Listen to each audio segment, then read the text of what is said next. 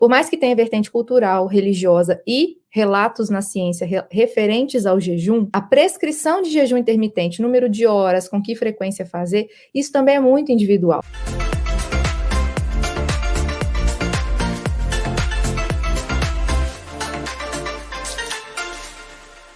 Vou dar um exemplo. Eu não vou prescrever o jejum para uma pessoa que me relata que ela tem compulsão alimentar, porque dependendo da pessoa e do período que ela está, emocionalmente falando, faço uma prescrição do ponto de vista nutricional e essa pessoa desencadeia episódios piores de compulsão, por exemplo. Mas ainda assim, em relação a jejum, quando uma pessoa vai fazer, isso não pode ser feito de uma forma aleatória, tá? Vou explicar por quê. Se você vai quebrar o período de jejum, por exemplo, adianta você ter ficado durante 12, 14, 16 horas sem se alimentar, aí o seu corpo começou a passar por um estresse oxidativo. O que é isso, Lídia?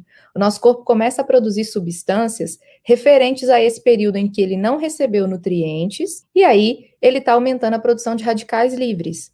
Só que a hora que você vai fazer uma refeição, você não pode quebrar esse jejum com qualquer tipo de alimento. Porque se você faz isso, consumindo qualquer tipo de alimento ao quebrar um jejum, ao invés de oferecer, por exemplo, alimentos com uma boa carga glicêmica, alimentos com uma boa quantidade de fibras, alimentos com uma boa quantidade de nutrientes, tá? De fitoquímicos, de antioxidantes, se você vai lá e quebra o jejum, mas não se preocupa com a qualidade do que você está consumindo na quebra do jejum, você vai pegar um momento em que você estressou o seu organismo. O jejum, o nosso corpo, ele entende como um estresse. Ajuda a regular várias coisas no organismo? Ajuda.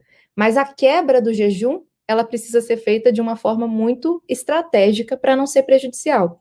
Além disso, se você vai fazer o seu jejum intermitente, mas no somatório do seu dia, você não consumiu a quantidade de energia que o seu organismo necessita e a distribuição em quantidade de proteínas, em quantidade de carboidratos e em quantidade de gorduras que o seu corpo precisa por dia, você vai entrar num déficit e se você, no dia seguinte, que não foi o dia que você fez o jejum, por exemplo, você entrou com a quantidade adequada de calorias, aí depois você vem para o jejum, faz de novo, mas não tem uma programação alimentar naquela janela, a gente chama de janela de alimentação, que é o período em que você está comendo no dia.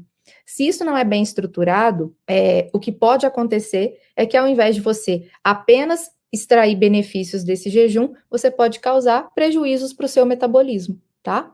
Então não adianta a gente olhar para uma estratégia, principalmente porque quando você não é profissional da área e você não estudou a fundo sobre fisiologia humana, as coisas ficam muito simplórias. E não é tão simplório assim. Se fosse tão simplório assim, todo mundo faria o jejum intermitente e só extrairia benefícios dele. E não é o que a gente vê. Uma pessoa, por exemplo, que acredita que ela vai emagrecer mais fazendo jejum intermitente do que se ela fizer uma estratégia de alimentação de um determinado período de horas no dia fracionada, isso não é verdade. Isso já é correlacionado na literatura, que tanto um fracionamento, desde que a pessoa esteja com uma alimentação estruturada, quanto o jejum intermitente, eles vão ter resultados aproximados. A pessoa não vai ter resultados melhores por causa do jejum. Então, essa indicação do jejum, ela precisa passar pela avaliação do profissional que está cuidando de você. Porque até na hora de te indicar como fazer o jejum, ele vai te explicar. Você vai quebrar o jejum dessa forma. A refeição que você vai comer logo na hora que você for quebrar vai ser dessa maneira. Se você vai fazer o jejum, vamos supor, de 16 horas, na sua janela de alimentação, as refeições vão ser feitas dessa maneira para você ingerir o que você precisa, para o seu organismo não ficar depletando massa muscular, para você não ter pico de glicose na hora que você for fazer uma refeição, ou você está fazendo por conta própria. Então, fazer as coisas por conta própria é um risco que você assume, tá? Não façam por conta própria. Então, independente de menopausa ou de qualquer outro momento da vida, se a sua decisão é de experimentar o jejum, faça isso com o auxílio de um profissional para você experimentar e ver o que o seu metabolismo vai responder, mas de uma forma bem estruturada. Não faça por conta própria, tá bom? Cuidado com isso.